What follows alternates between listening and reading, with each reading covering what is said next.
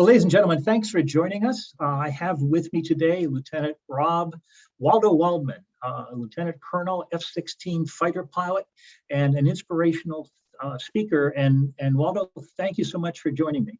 You got it. Great to be here, Jim.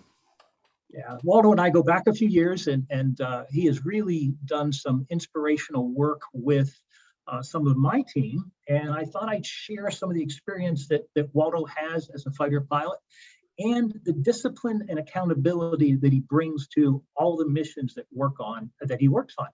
So, Waldo, we talked a little bit beforehand about trusting your instruments, trusting the data. And I think that's a great place to start. And you showed me a cockpit, and maybe you could just take us through a little bit about what you as a fighter pilot and as a wing leader really work on in terms of those instruments and your philosophy of how you translate that into action and accountability. Well, if you're flying this plane, right, this $30 to $60 million piece of technology, it's a weapon system, right? And you're only as good as the pilot sitting in that cockpit, executing and employing these weapon systems. And you gather data from the outside, from your instruments. I'll show you that cockpit, which is extremely sophisticated, a lot of updated weapon systems and communication tools and just lots of data coming at you. But when you talk about accountability and you talk about leadership in a volatile environment, relationships count. The ability to work together. I always say you never fly solo. That's the theme of my book, and you're not flying solo, but accountability always must lie in the man or woman flying that jet, the person strapped in to fly. So you can have great relationship skills. You can understand communication and collaboration, but it's ultimately about reading the data in the jet, looking at that instrument, gathering it, processing it, and then executing on it because it won't lie to you. And if you're flying in the weather, or you get a radar warning receiver saying a missile's launched, or your red light comes on saying there's a fire in your cockpit, you trust those instruments because in the heat of battle, when you're under the gun, full of pressure, your judgment may falter.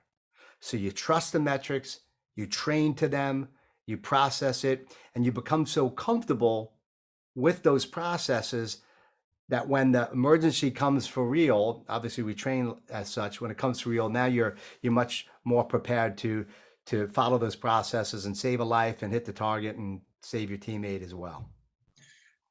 It's really interesting because you're talking about data-driven decision making, which is a business buzz term, but in many respects, the data that you're receiving from your airborne platform, the different instrumentation that gives you attitude, altitude, the performance of the aircraft, the threats it may be. Right. Talk a little bit about how that data-driven decision making transforms or transfers from the pilot's view into maybe how a business leader might think about data-driven decision making. Well, if you look in the world of banking where you came from, or anything where you have to understand consumer metrics and dynamics and the market and numbers and the economy, right? Everything's volatile. If you look at a disciplined trader, for that matter, somebody who understands the market, you have to avoid the emotional influence that can take over in the heat of battle.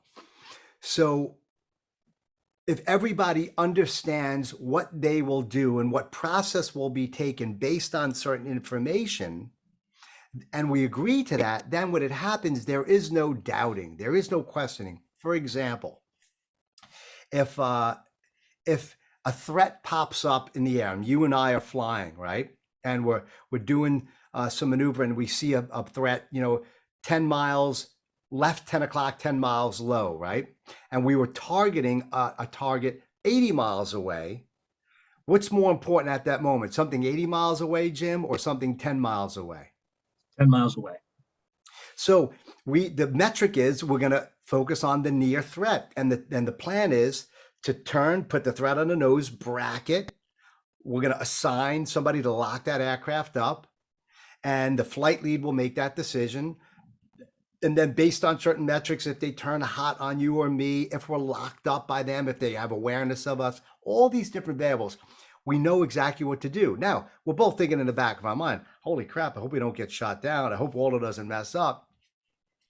That is always some type of factor there, but we're so disciplined based on the metrics and fully accountable to them. Most importantly, why? Because now we're depending on each other. And as a leader, you have folks depending on you to avoid the emotional influence that may take over when your board of directors is breathing down your neck, or you're losing some employees because of the volatility in the market and the great resignations going on, or you've got some issues going on in your own personal life that may be a factor in your ability to stay focused. Look at COVID, parents in the hospital, kids on drugs, failing out of school. Guess what? You're the leader. You must execute on that plan, and be accountable to that plan, accountable to the metrics, and accountable to your team. And this is why there's so many variables when it comes to execution in a very volatile, rapidly changing environment where others are dependent on you. Hope that makes a little sense. No, it does. And one of the things is I work with C-level executives and leaders in the residential lending business. The business has a lot of emotion into it because you're dealing with people's buying, affording, enjoying their homes or their dreams, but you're also dealing with people that are trying to move a lot of loans through the system. And sometimes they make gut decisions as opposed to data-driven decisions. Right. I don't know if I ever mentioned to you, but earlier in my life, I was a private pilot, and going through instrument training, you put on the hood so you can't see, and the instructor will kind of move the aircraft in a lot of different things and different dimensions. And all of a sudden your feelings or your head says the aircraft's rolling right, but the instruments say it's rolling left and descending. Right. And that vertigo comes in, and you really get confused, and you can make some really bad decisions if you don't trust the data. Maybe you could just expand on that as a professional fighter pilot. Yeah, and because once again, physiologically you're feeling a certain way, but you have to turn left instead of right. But part of it as a professional and as a leader is also being used to getting exposed to that condition. If you're inexperienced, or you don't take risks, or you're not open to tough conversations or getting coaching and putting yourself in precarious environments, you won't be able to handle the heat when it happens for real. And what I mean by that, you recognizing when you have the leans, this is what it's called, the leans, right? When you're spatially disoriented, recognizing when you have that is a key ability to flying through that and trusting the instrument, saying, wow, this works. And so part of our job as a leader is to put ourselves into positions like that, to take some risks, and hopefully have a wingman or wingmam who has the experience to coach us along, saying, are you sure you want to do that? Or let's put yourself in a situation and train you, coach you, push you, or give you some feedback to align you. And this is, once again, the part of a leader is to give coaching, to help solve problems, to recognize them with your teams, and so that they ultimately hold themselves accountable. But it's about culture, and you know this, right? Because culture really is the glue that holds the organization together and forces them in some way, in a good way, to stick to the training principles, to accommodate the protocols, to trust the instruments, trust the data, and land the jet safely, make sure the loan is given or not given, or maybe invest in certain areas that may not be readily available on your radar screen at that moment. As a fighter pilot flying the F-16, I'm going to ask you a question that is not a life or death decision, as you often made with your team. But as a leader in the residential lending side, you look through and you see, here's my best performers, here's my middle performers, here's my performers that maybe aren't as good as they need to be. And we're going through a period where everybody was a winner because there's so much business to do. Right. That anybody can be successful. Virtually anybody can be successful. It's getting tougher. So how do you manage those different areas. When I look at the data and I see the performance, I see some people are really great, some people in the middle, some people on the lower side, whether they're on the front end with customers, whether they're on the operational side. As a leader, how do you use the data and hold people accountable? And more importantly, make the tough decisions where people aren't making the grade. What's your view on how you deal with people and hold them accountable if they're not making the grade? Well, they need to understand the metrics of what defines success up front. That has to be clear, achievable, right? Everybody needs to know what success looks like. After a mission or before we fly a mission, we brief a mission. We understand what the target is, what we're going to go after. We record the tapes. Everything in that aircraft is recorded. So that heads-up display, I don't know if you can see it. It's at the top there, but you record all the metrics come in. And then if you're, say, doing an air-to-ground kill and you're rolling in on a target, a bridge, and when that pipper goes off, you hit the button and the pipper goes off, you align the pipper, et cetera. I'm saying in layman's terms, but it has to be on the target and it has to be 0 to, but 0.5 to 0 Gs, and airspeed needs to be between 375 and 425, and you have to have a certain angle of attack. We see all of this. We know what defines success on that 45-degree high angle release bomb dive. And you come back and you look at the tapes. There's no lying in the tapes. There's no lying in the numbers. So you can have great relationships with people. Fighter pilots are getting along. Oh, I love Joe, Lisa, she's so awesome. She's killing it. And Mike is like, man, I just love hanging out with this guy. And he's such a great personality. But you come back and look at the tapes and it doesn't show that they're hitting the target or they're making mistakes or causing, doing emergencies. And so the standards, this is part of it. The standards when we coach and mentor and teach, right? The standards have to be achieved. And if you don't accommodate the standards, you don't meet them or achieve them or exceed them, guess what? You lose your wings. That's why they're on Velcro, by the way, right? And so there's a high level accountability. So we have to, once again, get the emotion out of the way because it can't be a good old boy, good old girl network. The numbers count and you have to understand what success looks like. So when you go into the debrief after the mission, we look at the tapes, we look at the metrics. Did we achieve them? Did we not? And how can we can fix it? And if you're the weak link and you're not doing the job, you're not hitting your numbers, closing the deals, making mistakes, we need to push you into another airframe, give you more remedial training, or potentially lose your wings because some people become complacent, and complacency kills. That is such a great example for business because what you're describing is setting the standards that need to be achieved, the expectation, they're transparent, they're visible, and this is the minimum level of performance that you need. And you're using the data, whether it's the tapes of the mission, the airspeed, all the other metrics to say, did you meet the mission profile? Did you execute the mission according to the envelope in which you needed to be successful? Right. And if you didn't, you go back and coach. But if that's a persistent performance, the wings are on Velcro, and it means that you might be invited to go do something other than front edge, leading edge of an F-16 squadron.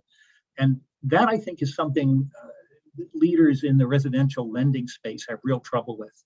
They are too involved and too personal, or they feel, good enough is okay for now. But if you really don't set those standards and manage and discipline to those standards, remediate, train, ultimately discipline, and if it doesn't work, then move on, you're letting the whole team down because you're dragging the performance, that metric down. Is that a good analogy for how you would view that? Yeah, I think it's a great analogy because you have to have tough conversations. Sometimes the most important conversation isn't just I need help or can I help you? It's also you're fired. As blunt as that sounds, you have to be willing to get rid of the virus in that organization because if performance isn't given, and it will be a virus and it'll spread across the enterprise. But in the same sense, back to the performance, right? You also, on the other hand, may have a wingman, a wingmam, a leader, an employee who's doing a great job. The numbers look good, but now the soft skills are troublesome. they lack integrity, they don't get along, they're abusive, disrespectful, judging, uh, they're divisive. And you look at a great salesperson, a loan officer, or anybody, and I've seen it happen where somebody could be a great performer, facing the client facing folks, but they're a detriment to the culture. That's also a challenge as well. That should also be, hey, if the guys or gals in the Air Force weren't doing a good job building that culture and maintaining the morale, ethics, and standards of service, accountability, integrity, then that's also an area where we need to have a conversation to remove the wings. And sometimes that's even more important than performance, because you can train to performance. You can teach somebody who's not rolling in on that 45-degree bomb run the right way, but you really have a hard time teaching those soft skills, which will impact the culture and either support it, elevate it, and allow it to grow, or cause it to fly into irrelevance. That's a great example, Waldo. You're really talking about the objective metrics that you have as a lender or for your operational people. And then you also have those soft skills, which would be the net promoter score, or the number of will recommends coming in from the consumer that says, hey, you're really doing a great job on the soft side of things, and you're meeting the objective metrics. And those both together, those metrics really can be objectively put together to say, we love you and the team and you're making it.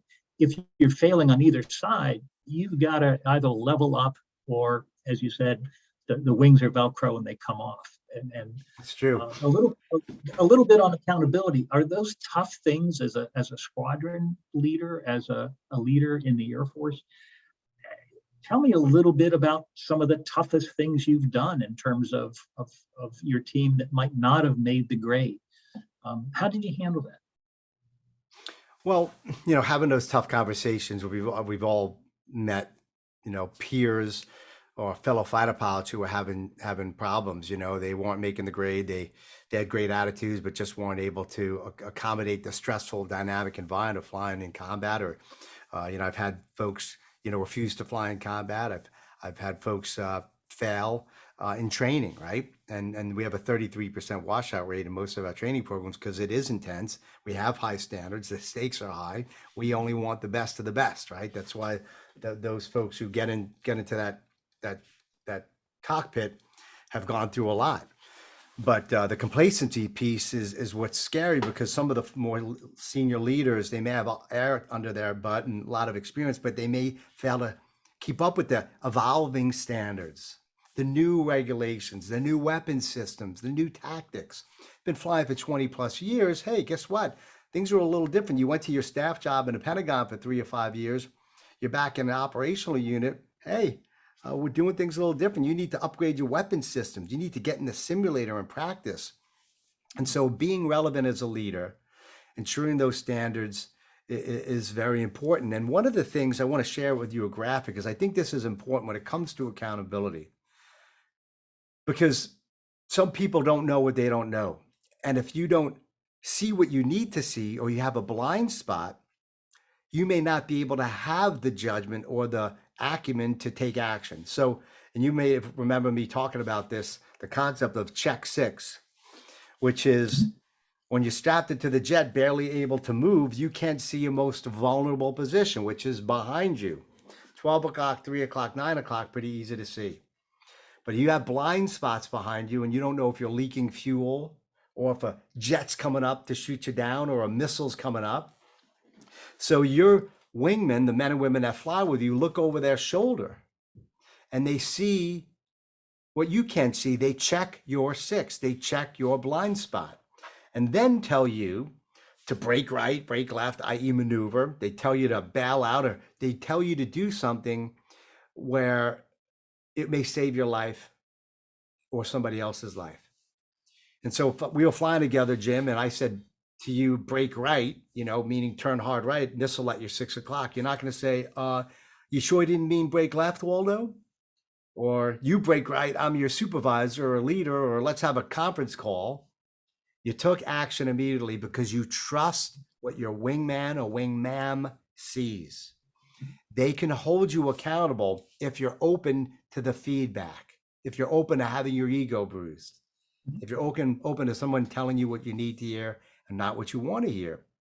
So accountability is also a byproduct of being open and communicating with each other and being willing to be wrong. I messed up. You saw something that I didn't. Let's fix this. Let's make it right. And this is so key in building cultures of accountability and trust that collaborates and innovates with change. That's what a great leader does, and that's what great cultures do, because you may have an engine failure, or your weapon systems aren't working, or your radar is out, but somebody else may see it. And so now you're communicating, because every combat mission isn't perfect. And we the heck know that the world of lending is constantly changing as well. Waldo, I've really appreciated spending a few minutes with you on accountability. The Check Six does bring back some memories about making sure that you're really open to what you don't know, and finding out what you don't know, because if you can't see it, you can get hurt by it. Waldo has a great book, Never Fly Solo. I read it many times. Is that still available on Amazon?